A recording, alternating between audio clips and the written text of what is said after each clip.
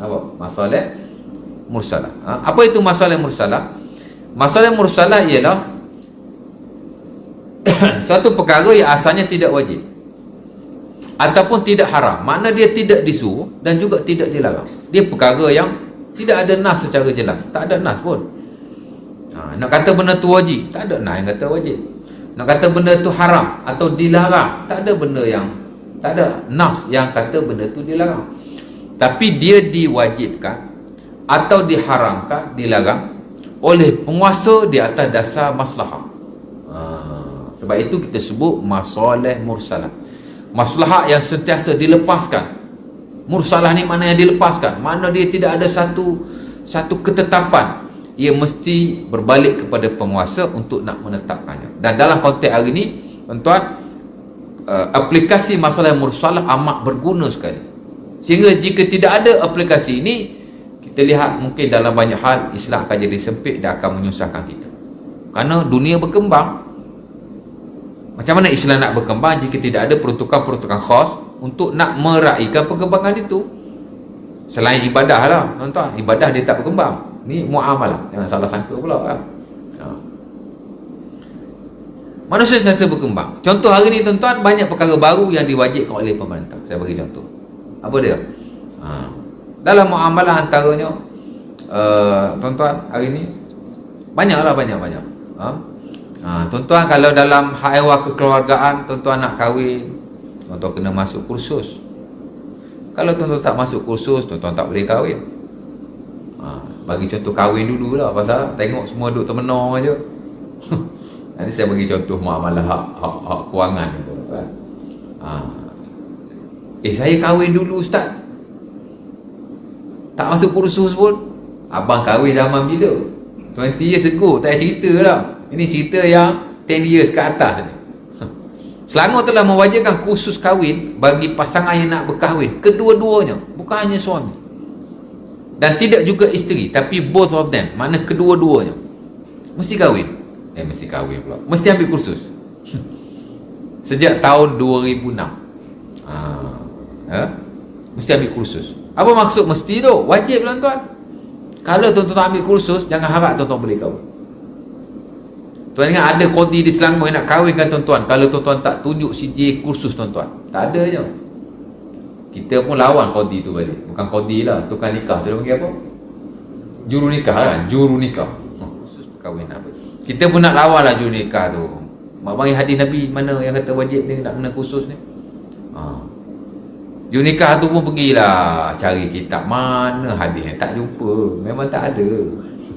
Pasal khusus-khusus umpama itu adalah benda yang baru, tapi diwajibkan oleh penguasa.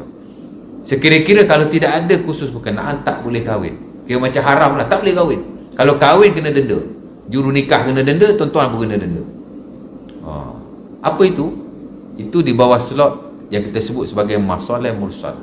Dia satu peruntukan yang besar yang diberikan kepada pemerintah untuk nak berinteraksi dengan perkara-perkara baru, sehingga dia boleh keluarkan satu hukum yang boleh diguna pakai dan bagus untuk kemaslahatan am. Ada kemaslahatan tak? Ada. Pasal apa kena ambil kursus kahwin? Pasal mungkin dia melihat datang masalah nak jaga keluarga. Pasal from day to day, year to year, memang kes perceraian meningkat. Tahun 2013 atau 14, saya pernah mengikuti kursus Jabatan Kebajikan Masyarakat macam itu. Memang dinyatakan bahawa kes perceraian ialah sebanyak 20%. Dalam TV pun memang disebut macam tu. Pernah ada satu wakil daripada Kementerian Kebajikan Masyarakat di bawah Kementerian Wanita dan Keluarga Masyarakat tu, masa tu Syahrizad kan, Tan Sri Syahrizad ke Datuk Seri, dia pun ada sebut perkara sama. Kes perceraian adalah sebanyak 20%. Mana out of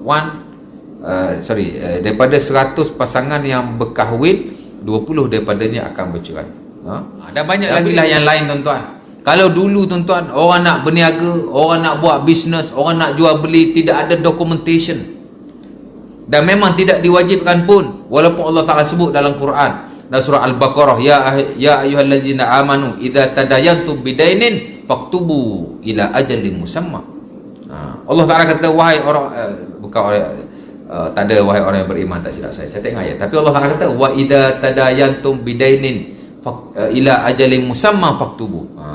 Allah Taala kata bila kamu berhutang, Allah Taala kata kepada satu tempoh, maka kamu kena tulis. Allah Taala ajar kalau berhutang buat satu dokumentasi.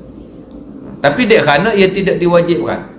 Kenapa? Kerana melihat kepada realiti dan practicality pada waktu itu, tidak ditulis hutang-hutang yang berlaku di kalangan para sahabat termasuk Rasulullah sallallahu alaihi wasallam. Walaupun Allah Taala suruh tulis, tapi Nabi bila berhutang tak adalah hadis menyatakan bagi dia tulis atau seumpamanya. Nabi hutang, Nabi hutang. Nabi pinjam, Nabi pinjam. Nabi gadai, Nabi gadai. Jadi tak tulis. Sebab itu majoriti ulama menyatakan bahawa ia tidak wajib. Tapi satu irsyad, mana satu galakan lah supaya pada masa hadapan tidak berlaku apa-apa pertikaian. Ada tu suruhan seumpama itu. Tapi tidak dilakukan secara eksklusif kerana tidak ada kepentingan dan keperluan.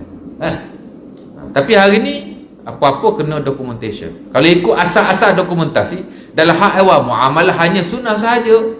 Tapi hari ni tuan-tuan, banyak benda yang bersabit dengan dokumentasi adalah wajib. Betul tak? Daripada mana itu? Masalah mursalah. Pemerintah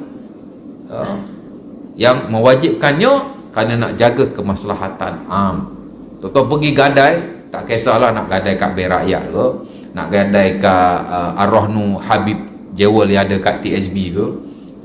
Banyak ustaz tahu pasal gadai, sebab saya pun suka gadai juga. Tuan-tuan, ustaz dia banyak duit ke? Ustaz pun sesak lah. Macam-macam borang nak kena isi ibu jari sana, ibu jari, dua-dua ibu jari nak kena cok kan. Contohnya lah, kalau tak buat tak boleh ke? Sunnah sahaja. Tak payahlah tuan nak cok-cok tulis, tak payahlah. Tuan ambil barang saya, bagi duit saya dah, nanti cukup dah.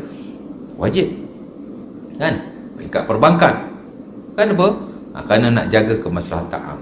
Sementara hari ni tuan-tuan, banyak hal ehwal yang bersabit dengan kewangan, dia melibatkan juga perundangan. Dia digazetkan, dia diwartakan. Kalau nak buat bagi kod atau seumpamanya boleh. Dan bukan hanya tertentu kepada hal kewangan yang seumpama ini. Hal kewangan yang orang kata faraid atau seumpama pun sama juga. Hari ini banyak melibatkan perundangan. Sebab itu dokumentasi telah diwajibkan. Macam dulu nikah sama juga. Kita nikah dulu tuan-tuan. Mak ayah kita sampai hari ni tak ada surat nikah. Kalau kita cek, tak ada surat nikah dia tu. Habis tu dia tak menikah, dia menikah, kita ada ni. Tapi masa dulu tak wajib. Hari ni kalau kahwin mesti isi borang, mesti itu, mesti itu. Ini kita panggil pertukar di bawah masalah mursal. Dan contoh-contoh yang lain teramat banyak. Itu diberikan oleh syarah kepada mereka dan satu keistimewaan. Bukan untuk saja-saja, tapi untuk kepentingan dan masalah am. Sebab itu disebut sebagai masalah mursalah. Hal-hal yang bersabit dengan kemaslahatan dan diberi ruang kepada pemerintah untuk nak mewajibkannya atau nak mengharamkannya melihat kepada kemaslahatan am. Sebab itu dalam urusan-urusan selain ibadah, maslahat adalah perkara yang amat besar.